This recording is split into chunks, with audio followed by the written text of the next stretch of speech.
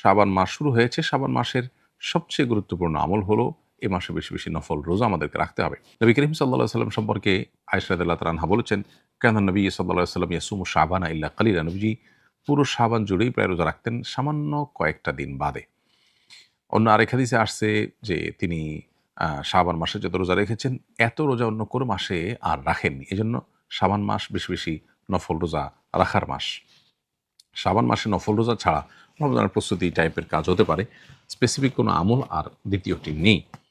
আর শাবান মাসের মধ্য রজনী লাইলাতুন নিসফ মিন শাবান, সেটি হাদিসের আলোকে মর্যাদাপূর্ণ রাত হিসেবে সাব্যস্ত হয়। সেই হিসাবে আল্লাহ তাআলার কাছে মাগফিরাত চাওয়া, আল্লাহ তাআলার ক্ষমা লাভের চেষ্টা করা, সেটা মৌলিকভাবে অবশ্যই প্রশংসনীয় হতে পারে।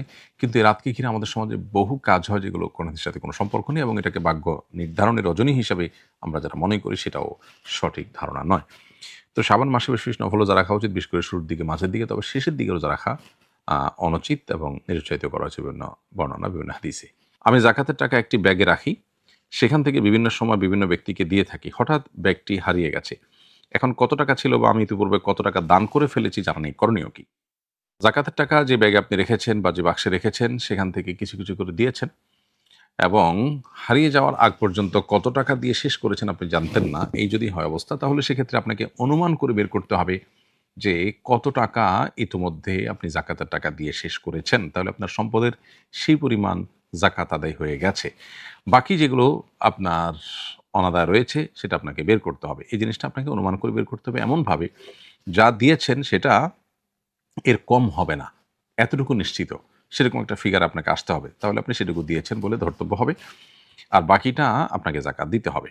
এর কারণে আপনি অবশ্য গুনাহগার হবেন না, যেহেতু এটা আপনার ইচ্ছাকৃত হয়নি, ইচ্ছার বাইরে হইছে। কিন্তু আপনার ফিগারটা আনুমানিকভাবে আপনাকে বের করতেই হবে। কসমের কাফারা হিসেবে যদি ৭-৮ বছরের শিশুকে খাবার খাওয়াই, তাহলে কি তা যথেষ্ট হবে? উত্তর হলো যে সাধারণত প্রাপ্তবয়স্ক বা প্রাপ্তবয়স্কের কাছাকাছি বয়সের মানুষকে কাফারা স্বরূপ যে খাদ্য দানের নির্দেশনা কোরআনে রয়েছে, সেটি আদায় করতে হবে এই সমস্ত মানুষকে খাওয়ানোর মাধ্যমে। ৭-৮ বছরের শিশু প্রাপ্তবয়স্ক কিংবা প্রাপ্তবয়স্কের কাছাকাছি নয়।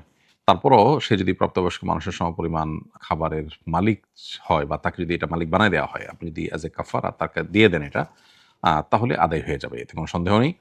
আর বসিয়ে খাওয়ালে সে তাকে খাওয়ালে আদায় হবে না, একদল আলেমদের মতো, আরেকদল আলেমদের মতো হবে।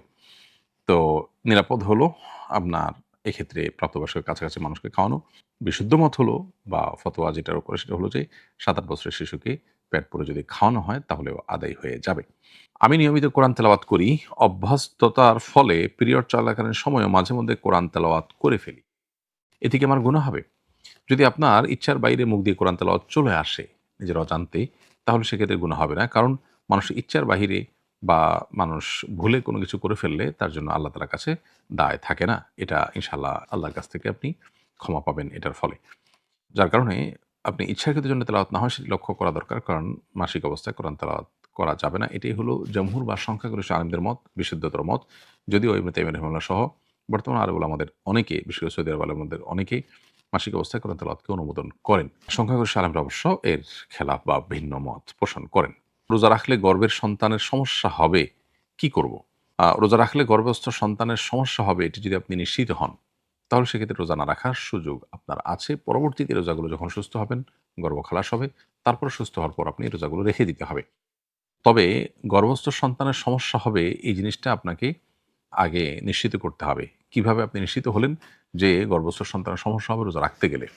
সামান্য একটু আশঙ্কা উপর ভিত্তি করেই এটিকে আপনি নিশ্চিত ধরতে পারেন না। বরং বিজ্ঞ এবং ধার্মিক একই সাথে রোজার গুরুত্ব বোঝেন, আবার ডাক্তার হিসাবে খুবই এক্সপার্ট এরকম মানুষের পরামর্শ, সম্ভব হলে একাধিক ডাক্তারের পরামর্শ নিয়ে যদি তারা বলেন যে না আপনার জন্য রোজা রাখাটা উচিত হবে না, রোজা রাখলে আপনার গর্ভস্থ সন্তান মারা যেতে পারে, অঙ্গহানি হতে পারে, বিকলাঙ্গ হতে পারে, এই টাইপের কোনো সমস্যা যদি হয়, তাহলে সেক্ষেত্রে আপনি অবশ্যই রোজাগুলো না রেখে পরবর্তীতে রাখতে পারবেন। আল্লাহ তাআলা কোরআনে বলেছেন, ফামান কানা মিনকুম মারিদান আও আলা সাফারিন ফাইদ্দাতুম মিন আইয়ামিন উখর।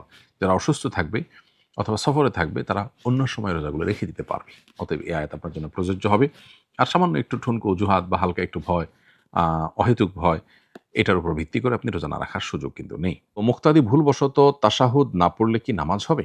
উত্তর হলো, মুক্তাদি যখন ভুলবশত তাশাহুদ মিস করবেন, তখনও তার নামাজ হয়ে যাবে এবং এটার জন্য কোনো সেজদায় সাহু দিতে হবে না।